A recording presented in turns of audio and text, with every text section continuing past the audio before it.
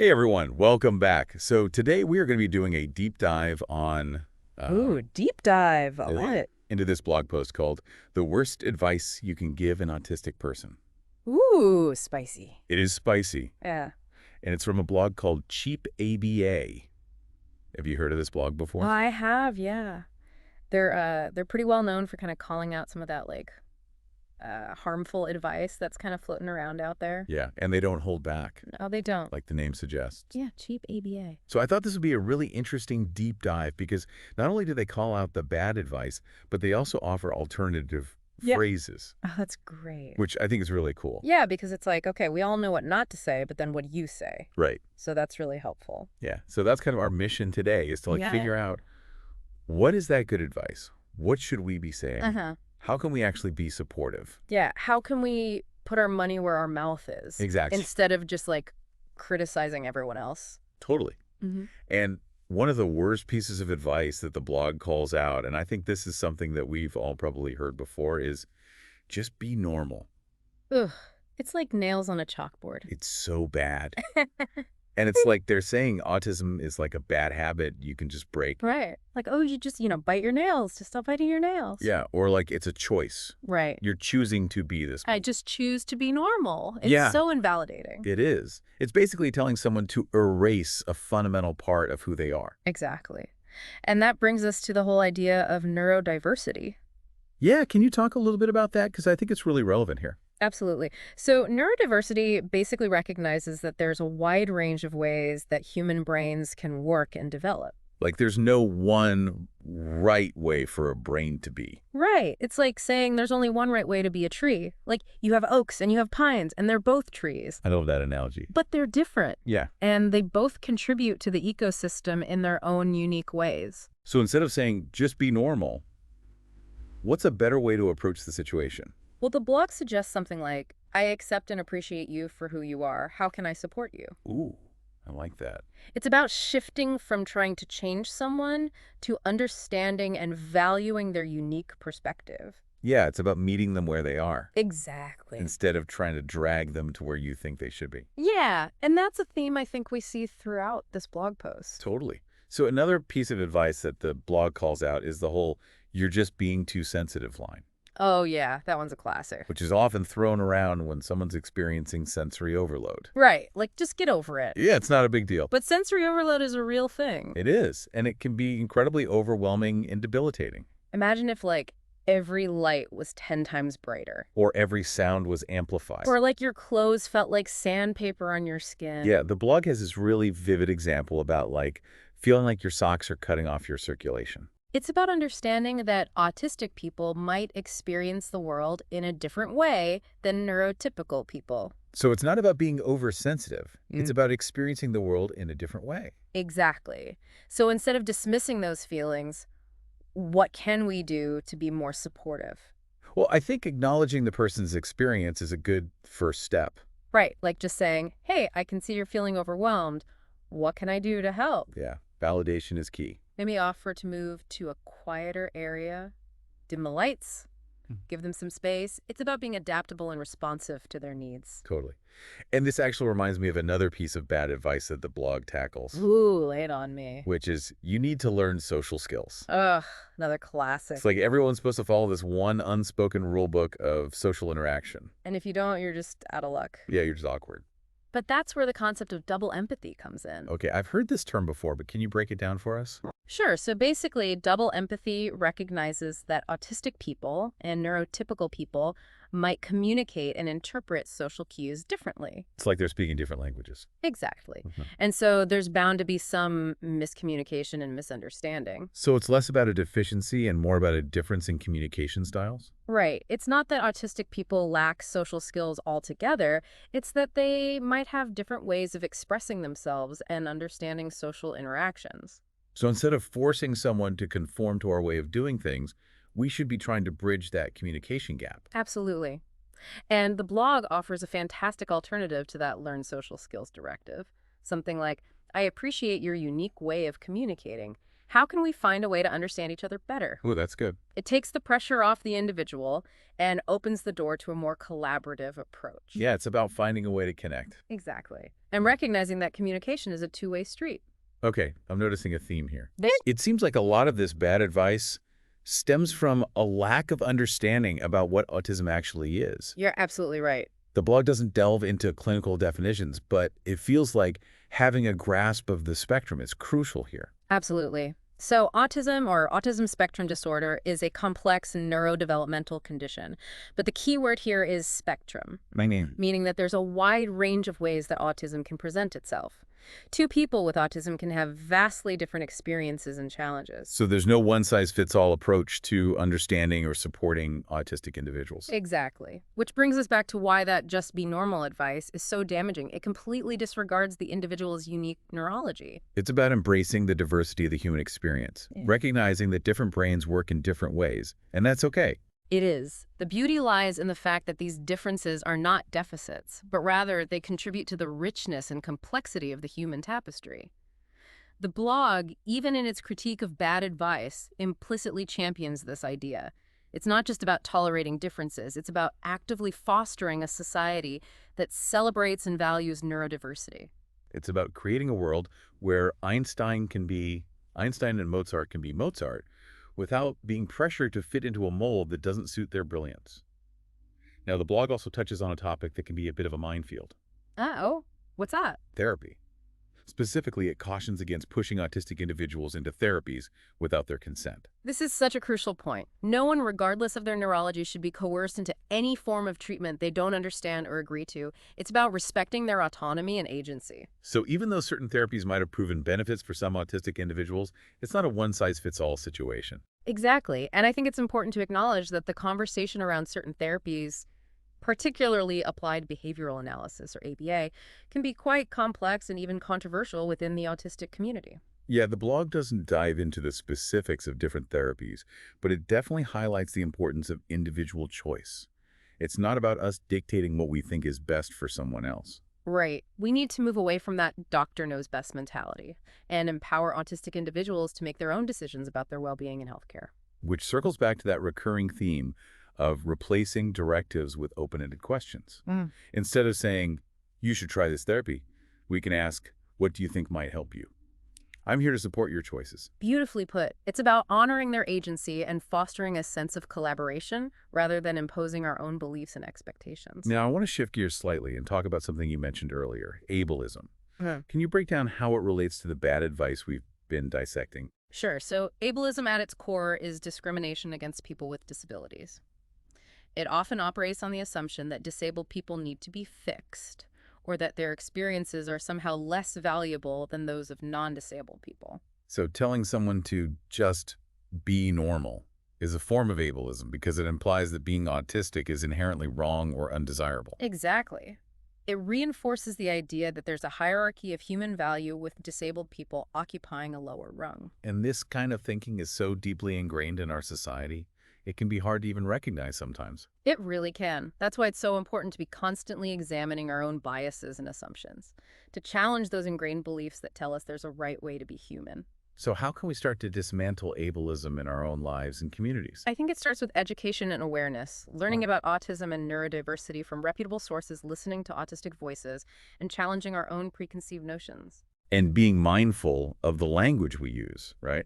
Like instead of saying high functioning, which can be othering and dismissive, we can focus on understanding the individual's specific strengths and challenges.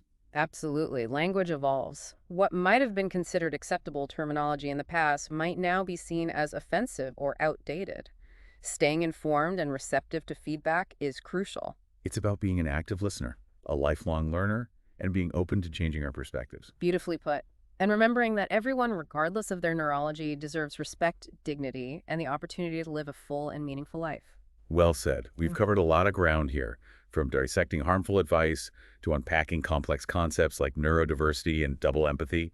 But we're just getting started. Stay with us as we continue this conversation and explore practical strategies for creating a more inclusive and supportive environment for autistic individuals. Welcome back. So before the break, we were talking about ableism and how it can show up in some pretty subtle ways. Like it's not always blatant discrimination, but those seemingly small things. No, those little comments. Yeah, those can really carry a lot of weight. Yeah, it's like those microaggressions we talk about in other contexts. Yeah. Like you wouldn't say to someone in a wheelchair, "Oh, it must be so nice to get pushed around all the time," Right, right? exactly. But for some reason, people think it's okay to say things to autistic individuals that are equally minimizing or dismissive. Yeah, and one of the most common ways ableism shows up is through this assumption that autistic people need to be fixed. Like if they could just learn to make eye contact or like navigate social situations in a more neurotypical way, that No. everything would be fine. Right, exactly. Like, if only you were more like us, then everything would be okay. But as we've been discussing, that kind of thinking completely misses the point of neurodiversity. It does. It's like we're back to those square pegs and round holes. Yeah, It's not about changing who someone is at their core. right. It's about creating a world where different shapes can coexist and thrive. Totally. Okay, I want to circle back to the concept of double empathy because I think it's so crucial to understanding this whole conversation. We touched on it briefly before, Mm. but can you give us a real-world example of how this communication gap might play out? Absolutely. So let's imagine a workplace scenario. You have an autistic employee who's brilliant at their job, Okay, but they tend to communicate very directly and literally. okay. They might not pick up on subtle social cues Right. or understand unspoken office politics. So a neurotypical coworker might interpret their directness as like rudeness or insensitivity, even though that wasn't the intention at all. Exactly. And the autistic employee, in turn, might feel confused or frustrated by their coworker's indirect communication style. Right. So it can create a lot of tension and misunderstanding if both parties aren't willing to meet each other halfway. It highlights the need for open communication and a willingness to adapt, right? Absolutely. Instead of expecting everyone to conform to one way of interacting, Mhm. we need to be flexible and understanding. Exactly. And this is where those alternative phrases the blog suggests come into play. Yeah. Instead of saying, you need to be more tactful, a neurotypical coworker could say, hey, I know you didn't mean anything by it, but sometimes your directness can come across a bit harsh. Maybe we can find a way to communicate that works for both of us. That feels so much more respectful Right. and collaborative. Yeah, It's about acknowledging the difference in communication styles and working together to find a common ground. precisely. And it's about recognizing that neurodiversity can actually be a huge asset in the workplace. Okay, how so? Well, autistic individuals often bring unique strengths to the table, such as attention to detail, a strong sense of logic, and the ability to think outside the box. So instead of trying to fit those square pegs into round holes, maybe we should be celebrating those different shapes and seeing how they can create a more dynamic and innovative work environment. Absolutely. Now, I want to shift gears a bit and talk about the issue of autonomy and choice, especially when it comes to therapy. We touched on this briefly before the break, Right. but it's such an important point that I want to explore it further. Yeah, the blog is very clear on this point. Pushing autistic individuals into therapies without their consent is a big no-no. It is, and I think this goes beyond just the ethical implications. Okay. When someone feels forced into a therapy they don't understand or want, it can actually be counterproductive. So even if a particular therapy has shown positive results for some autistic individuals, it's not a guarantee that it will work for everyone. Exactly. And even if a therapy is beneficial, it's crucial that the individual is fully informed and on board with the process. So instead of approaching therapy with a "we know what's best for you" attitude, we should be asking, what are your goals? What do you think might be helpful? How can we support you in finding the right path for you? I love that. It's about empowering the individual to take ownership of their own well-being and make choices that align with their values and aspirations. It's about recognizing that they are the experts on their own lives and experiences. Mm-hmm. Now, I want to bring this conversation back to something we touched on earlier, ableism.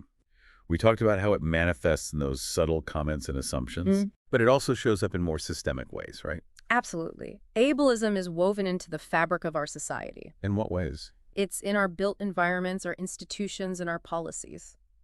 Think about how many buildings are inaccessible to people with mobility impairments. Or how many workplaces lack accommodations for sensory sensitivities? Exactly. And it's important to remember that ableism doesn't just impact individuals. Right. It also has a profound impact on society as a whole.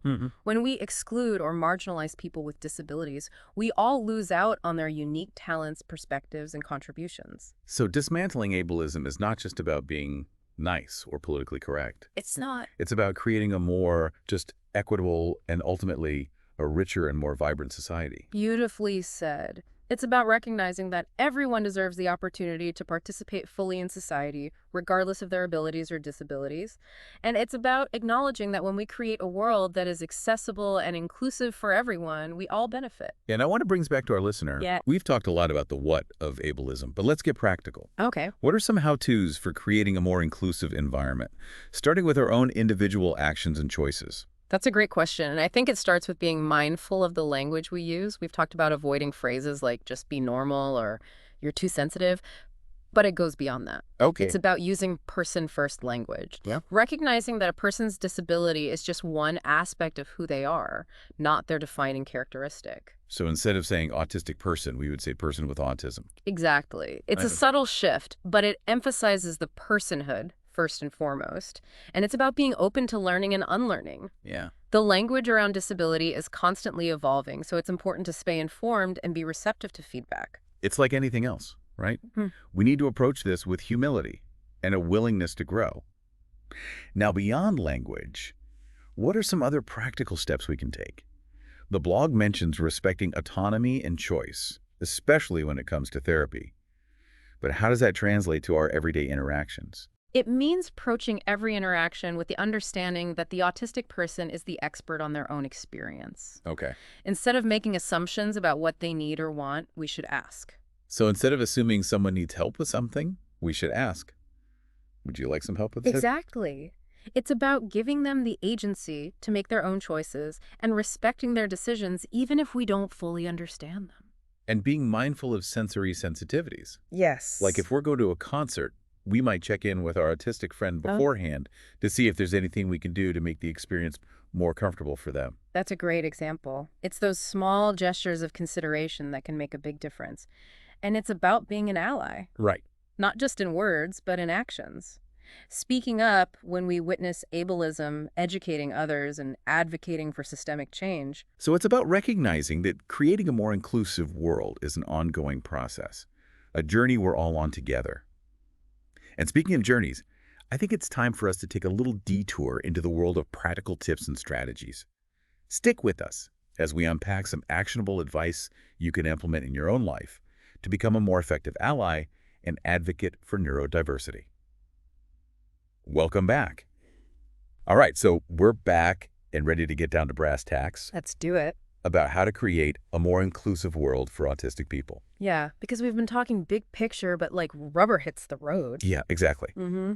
What can we actually do? Right. So far, we've gathered that like simple things like swapping out a phrase can make a big difference. Right. Like instead of saying, you're so high functioning, Mm-hmm. maybe we can focus on a specific strength. Yeah. Like, wow, you have an incredible eye for detail. Right, totally. And that shift in language, it acknowledges their abilities without minimizing their experience. Right. And remember, this isn't just about being nice. It's about challenging those deep-seated societal biases that lead to exclusion and marginalization. Yeah, it's like that saying, be the change you want to see in the world. Mm-hmm. We can't just sit around Yeah, and wait for someone else to like make things better. No, we got to do it. You've got to be those change makers. We do. So where do we even begin? Yeah, where do we begin? Well, the blog, we've been dissecting it, focuses on these like individual interactions. Right. But I think it's important to acknowledge that real change requires these like systemic shifts as well. So while we're working on our own communication and understanding, we've also got to be pushing for broader changes in our communities, institutions, policies. Exactly. Think about accessibility. How many buildings have you been in that are truly accessible Ooh, good point. to people with mobility impairments? Yeah, not a lot. Or how many workplaces have sensory rooms or flexible work arrangements that accommodate neurodivergent needs? It makes you realize how much of our world is designed So much. with a very narrow definition of normal in mind. Absolutely. And that's where advocacy comes in. Okay. Supporting organizations that are fighting for disability rights, Mm-hmm. contacting our elected officials to advocate for inclusive policies, Right. raising awareness in our communities. These are all ways we can contribute to creating a more just and equitable world. Yeah, it's like that quote, the only thing necessary for the triumph of evil is for good people to do nothing. We can't be bystanders in this. We can. We've got to be active participants in creating the kind of world we want to live in. Absolutely. And remember, you don't have to be a superhero to make a difference. Right. Even small actions can have this ripple effect. Totally. Something as simple as sharing this episode with a friend, Hmm. or speaking up when you hear someone using ableist language can plant seeds of change. It's about recognizing that we all have a role to play in this, no matter how big or small. We do. And this brings us back to our listener. Yes. I've covered a lot of ground today, from unpacking harmful advice We have. to exploring complex concepts like neurodiversity and double empathy. But the real work begins now. Now is where the rubber meets the road. Exactly. So for you, dear listener, we leave you with this question. How can you move beyond awareness of autism to become a genuine ally, an advocate for neurodiversity in your own sphere of influence? It's a question worth pondering. It is. Remember, change starts with each of us. It does. Thank you so much for joining us on this deep dive. Yes, thank you for listening. Until next time, keep learning, keep questioning, and keep the conversation going. And remember, a more inclusive world benefits everyone.